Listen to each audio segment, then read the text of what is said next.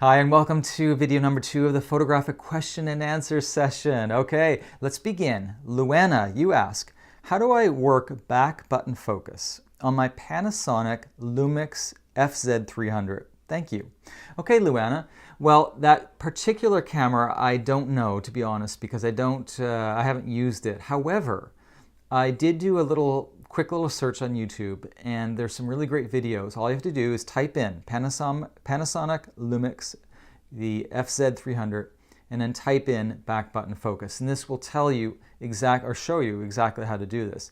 But what's more important, the reason why I want to answer your question in a different way is because I want to explain what back button focus is and why it's even useful, because I'm recording your question for the sake of both you and many other people who are watching this video.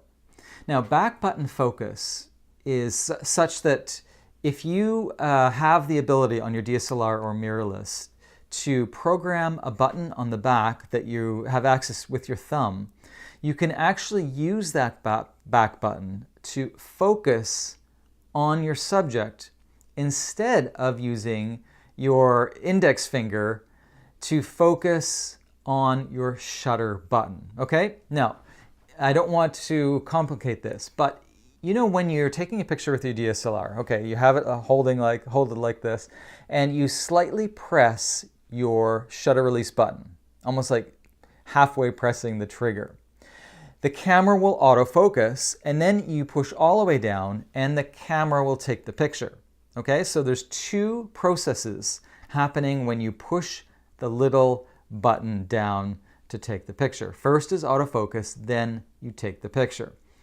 This is normal. I've done this for 20 years. However, a lot of people in certain genres of photography love to have an independent focusing and an independent shutter release. So what they'll do is the back button, wherever that may be on the camera, you push that in, then the focus happens really quickly, and when the focus is the way that you want it, then with your index finger, you can take the picture. Okay? So a lot of people say, well, what's the benefit? There is certainly more control because you're able to let's say we have the ability to remove that coupling of focus and shutter with just your forefinger. So now you have more control. You can decide, okay, maybe I want to focus for 3 seconds and then take the picture. With back button focus, you have that independence where those two elements are separated, and you can control in a custom way when you want the the picture to be taken by pressing the shutter button, because you've already made the focus happen with your thumb.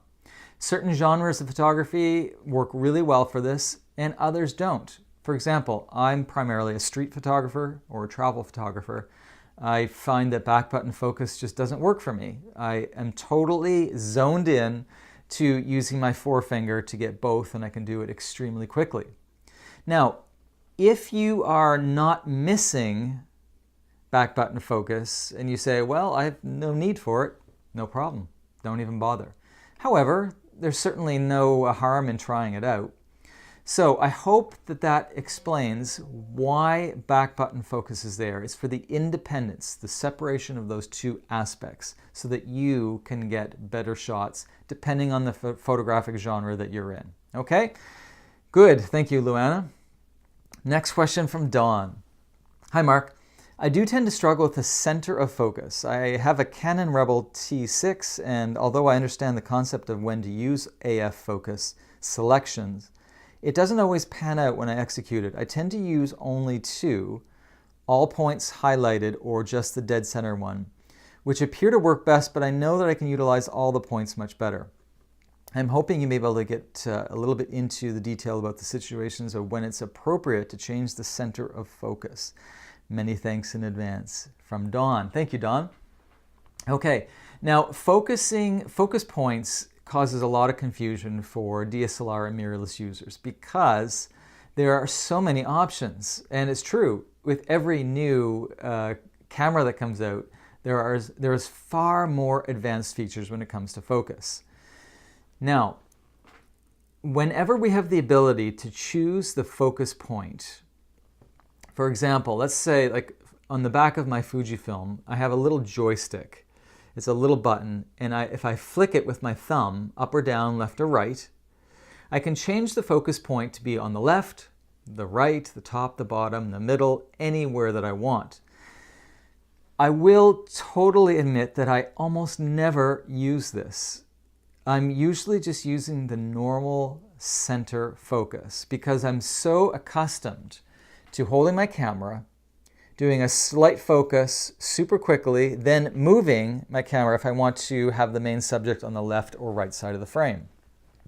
This is the old school way of doing things, and this is the way I've always known it, and that's why I do it. I'm very, very fast doing this process, and I really don't feel I need to change it. However, I do totally see the value in you manually selecting whatever focus point you want, depending on the scene. Now, I'll give you an example. Let's say, okay, I'm going to move myself here, just for the example. Now, if we were to take the picture, let's say we had center focus. Well, what's going to happen is the camera's going to focus back here on these flowers, right? Because the main subject, me, is off center. And it's the exact same thing if I was over here. Now, it's true that new cameras have face detection, and they are actually very intelligent at locating objects that it thinks are the priority, usually people. And another thing is that cameras are very, very intelligent at judging depth. So for example, even though I was over here and you had center focus, yeah, it's true, it's going to focus back here initially, but then it's probably going to say, well, I think that Mark Hemmings wants to focus on that person rather than on that background wall. So it's probably by default going to pick up on the person anyway. So it's hard for me to say to you and to everyone watching what is better. Center, face detection, eye detection, choosing your focus points. These are all very valid ways to focus. What I'll do is I'll tell you what I do. When I'm doing street photography, for example, my last trip when I was doing street photography was in Mexico. And there's always some really cool thing happening on the streets of San Miguel where I go to. So what I do is I put my focus onto face. Now, a lot of newer cameras have this ability to focus on people's faces and even focus on people's eyeballs. Isn't that incredible? The eyes will be picked up by the camera. So what I'd like you to do is take a look at your cameras and see, either by going through your menu or YouTube, if your camera allows for face focus or eye focus. Now, you would use this when you're doing travel photography, street photography, portrait photography, wedding photography, and anything that has to do with people, children photography. Now, the next thing is, when do you use normal, just center focus? Well, you could probably feel safe doing that when you're just doing snapshots. Now, what about specific point autofocus? I love doing that when I'm doing still life or doing product shots or doing anything where I have the time to actually choose my focus points. So for example, let's say I'm photographing a flower that's on the left or the right side of the picture. Well, because I have a bit of time and I'm probably on a tripod, I will actually change the focus point manually with a little switch or the joystick or the buttons on the back, and I will choose the specific focus point where I want to focus on that flower, okay? And I will also say, if you're doing close-up photography, the choosing of the focus points is a far more accurate way to go than center focus or obviously face focus, okay? I hope that helps, and thank you so much, Don, for your question. Okay, April. Hi, Mark. Can you explain photo stacking? How do you take the photos? Do you use a tripod? And then how are they processed? I'm thinking taking a picture of a field of wildflowers, for example.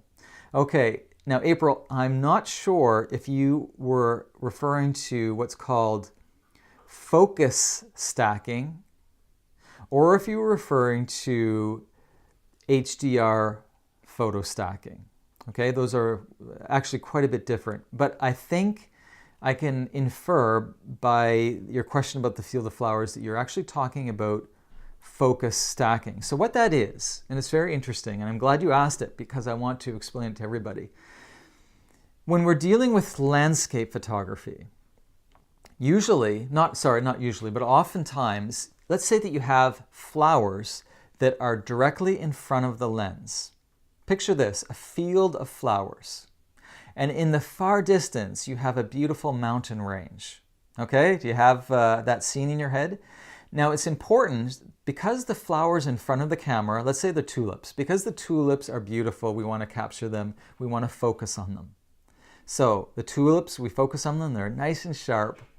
And even though we use a very high f-stop number, still the background mountains are not in focus. They have a depth of field blur.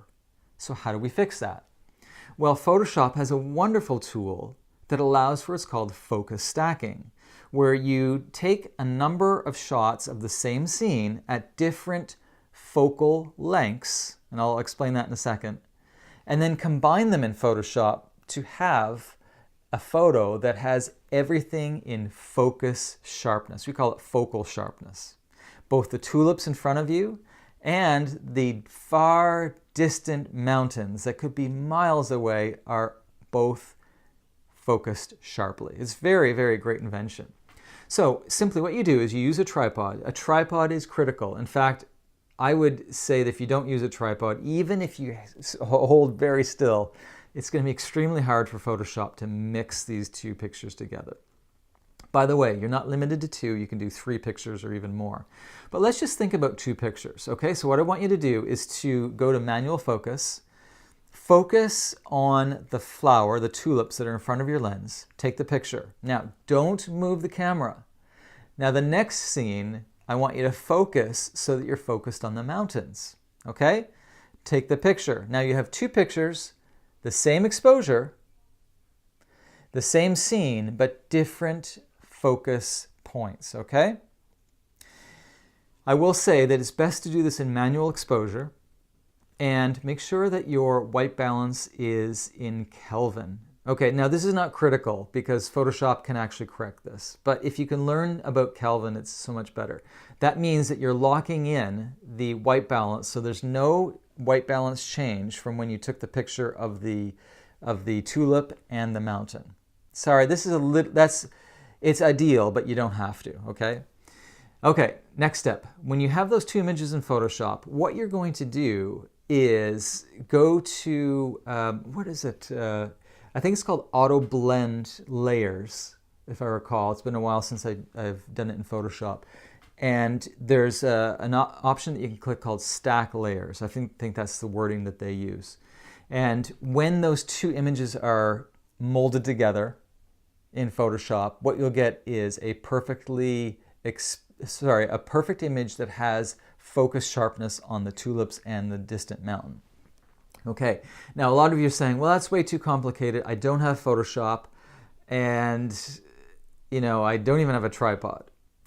Well, there is another option. It's called focal distance focusing. So what you can do instead of doing this process is picture that same field and where you have the tulip in front of you and then you have the distant mountain.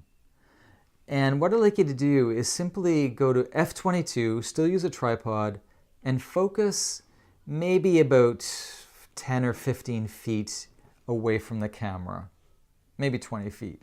Essentially what you're doing is you're trying to focus on that which is sort of 1/3 into the picture space. Now there's very scientific ways to do this, but my guess is a lot of people who are watching this are sort of at the beginner stage, so I'm not going to really get into the heavy mathematics of focusing for hyperfocal distance. However, if you focus on anything that's sort of 1/3 into the picture space, so 1/3 in front of your camera in reference to the entire space, in reference to at least what's in the far distance, you will probably get the maximum amount of focus in the picture. Okay, so once again, this is called hyperfocal distance, and if you have trouble figuring out what it said because that's not very clear, just type in hyperfocal distance online and you'll get some great tutorials on that. Okay, I hope that helped. Sorry, it was a bit jumbled. Leticia, sorry. Hi Mark, I have a huge problem with focus. I set up camera, compose, check the settings again.